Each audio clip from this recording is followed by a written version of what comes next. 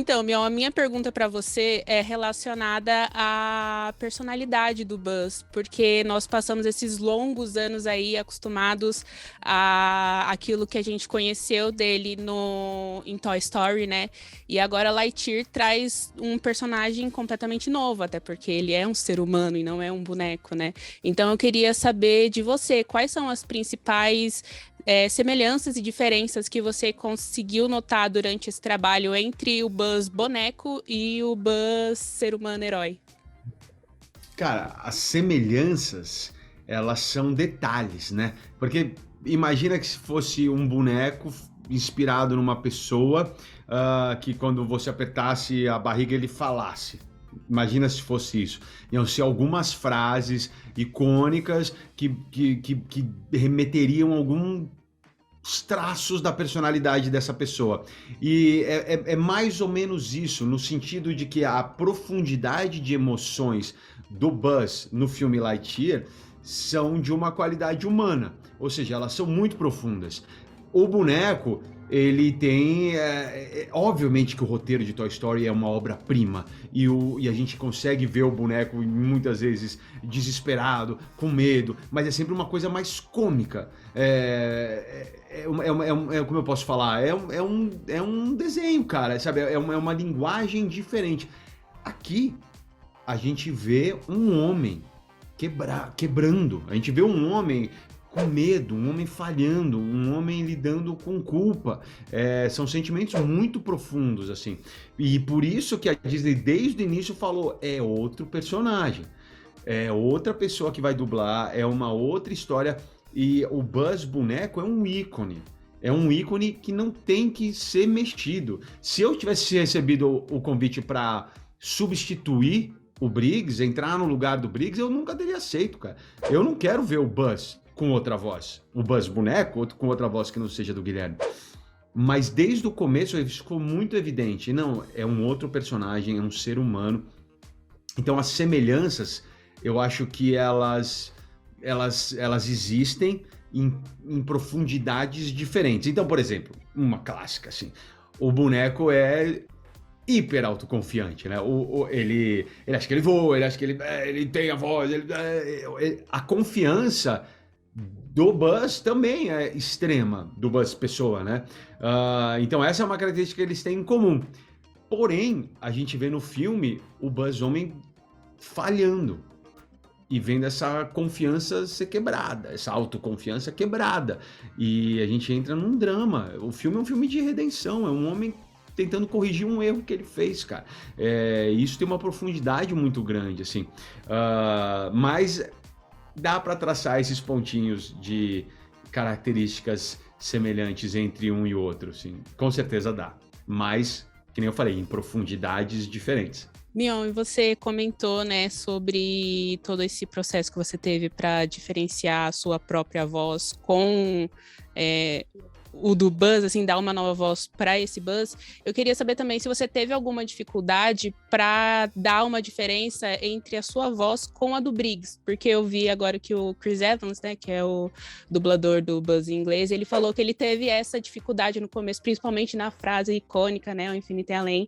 E eu queria saber se você também passou por esse mesmo processo. Cara, passamos por esse processo. É inerente. O Buzz tá impresso na minha cabeça, na minha memória, né, de todo mundo, assim. Então, às vezes tem falas que já vêm com a voz do Briggs, não tem jeito.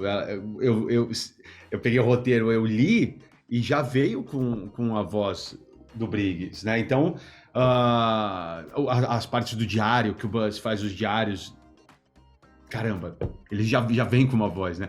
Mas o legal foi que nesses momentos, onde ele é mais patrulheiro espacial mesmo, a gente buscou uma voz mais impostada, que remete mais à voz do boneco, porque num processo inverso, teoricamente o boneco foi feito de acordo com a voz do homem, né? Então, ter essa consciência de fazer a ida e a volta foi também um desafio consciente, Então, nesses momentos que o Diário Estelar, Buzz Lightyear, a gente buscou uma voz mais impostada, longe de ser igual e parecida, mas assim, no caminho de como o Briggs faz. Assim como o Chris Evans fez também. O Ao Infinito e Além, no filme, ele vem com variadas emoções. Então, eles são falados de formas diferentes. E bota mais uma aí, hein? Porque eu ouvia com a voz do Chris Evans. Então, quando eu tava com o fone ouvindo a cena e ouvindo, eu ainda ouvia com a interpretação do Chris Evans para trazer para o português, para botar a influência do Briggs, para botar a minha característica. Mano, é um processo muito complicado, assim, muito. E não tem como, no momento que você ouve, automaticamente você segue. É muito louco isso. Você ouve, então, quando eu ouvi o Chris Evans falando alguma frase com uma entonação, to infinity and beyond, você automaticamente, involuntariamente, você faz a mesma música. Porque também encaixa na voz do personagem que você tá vendo, né?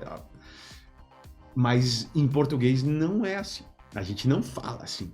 E aí, poxa, daí a gente entra naquele processo do dublês, né?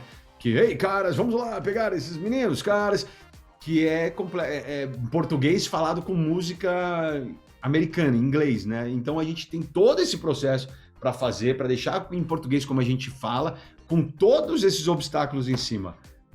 É louco, cara, é difícil pra caramba. Bom, gente, eu sou a Isabela, falando da Recreio.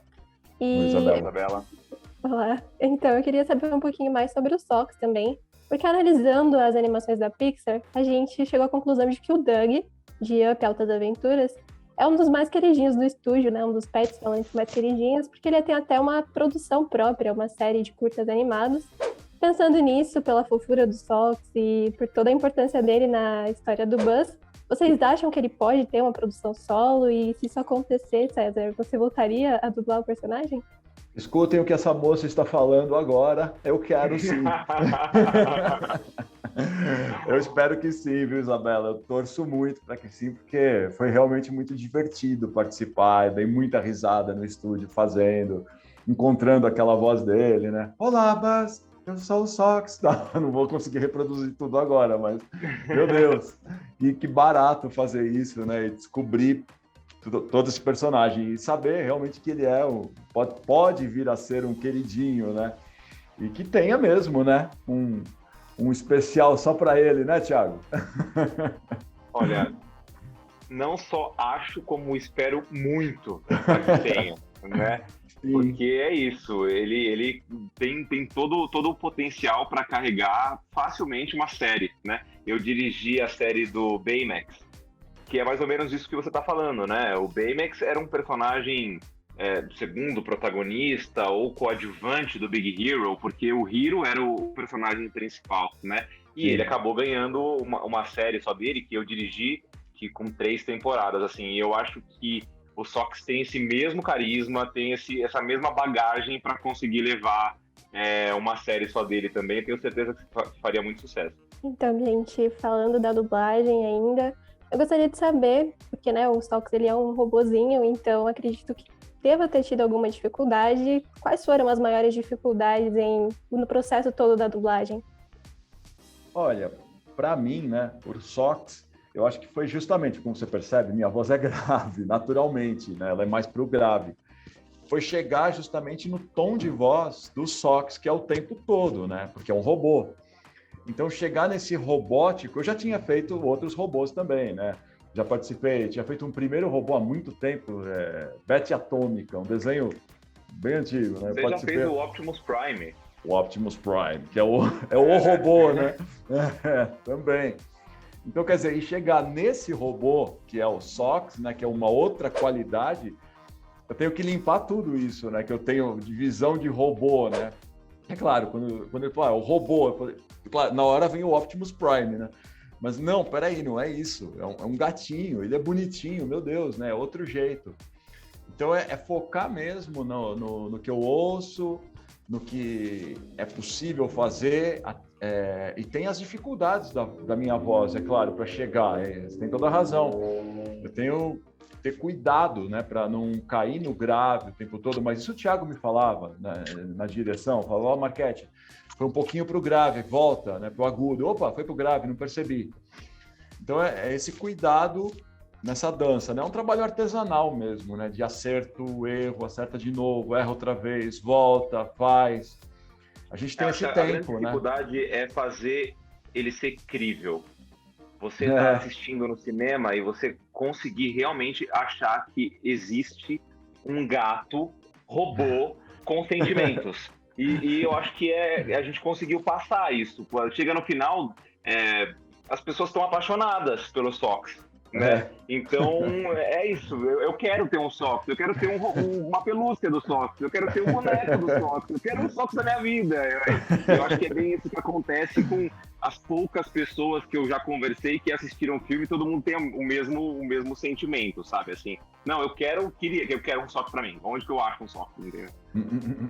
Falando em assistir o filme, o César falou que não assistiu e tô impressionada ainda com isso, mas pensando no filme, em toda a história do Buzz e também do Sox, quais são as principais lições assim que o filme passa para as crianças, para quem for assistir? Posso começar? Eu acho que a grande lição que o filme passa é a amizade e a humildade. Eu acho que o Buzz só consegue ser o Buzz de verdade, o herói, a partir do momento em que ele entende que ele precisa das pessoas ao redor dele. Que ele é incrível, que ele é maravilhoso no que ele faz, ele não sai da dieta dele para que ele esteja sempre preparado, ele tem o horário certo de dormir para que ele esteja sempre preparado, mas por mais que ele esteja sempre preparado, ele não consegue fazer tudo sozinho, né? Então, acho que essa mensagem de que o outro é muito importante, entendeu? Que você precisa, às vezes, abaixar um pouco a cabeça e entender que o outro vai te acrescentar. Por melhor que você seja, as pessoas têm o que te acrescentar. Eu acho que essa é uma mensagem bem forte, assim, desse filme.